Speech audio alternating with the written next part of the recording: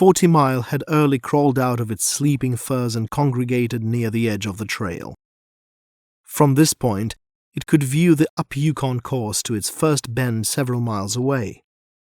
Here it could also see across the river to the finish at Fort Cudahy, where the gold recorder nervously awaited.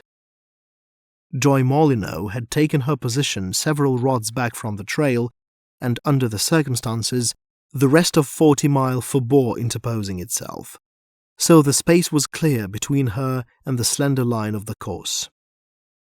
Fires had been built, and around these men wagered dust and dogs, the long odds on Wolf Fang.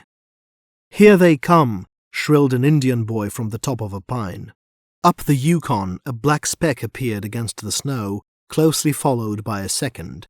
As these grew larger, more black specks manifested themselves, but at a goodly distance to the rear. Gradually, they resolved themselves into dogs and sleds, and men lying flat upon them. "Wolf Fang leads," a lieutenant of police whispered to Joy. She smiled her interest back.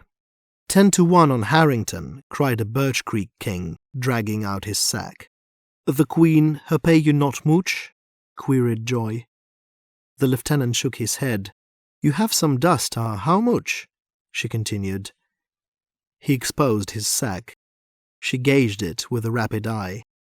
"Maybe, say, 200, eh? Good.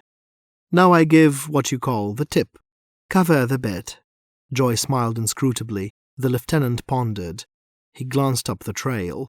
The two men had risen to their knees and were lashing their dogs furiously, Harrington in the lead. 10-1 on Harrington, bawled the Birch Creek king, flourishing his sack in the lieutenant's face. "Cover the bet," Joy prompted. He obeyed, shrugging his shoulders in token that he yielded, not to the dictate of his reason, but to her charm. Joy nodded to reassure him. All noise ceased. Men paused in the placing of bets.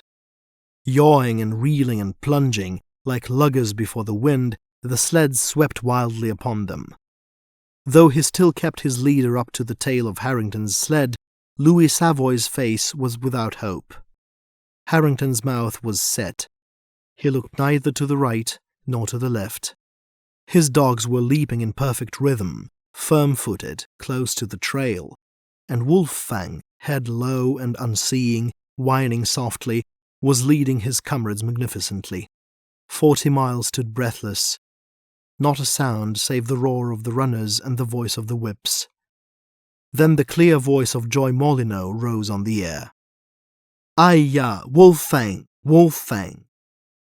Wolf Fang heard. He left the trail sharply, heading directly for his mistress. The team dashed after him, and the sled poised an instant on a single runner, then shot Harrington into the snow. Savoy was by like a flash. Harrington pulled to his feet and watched him skimming across the river to the gold recorders.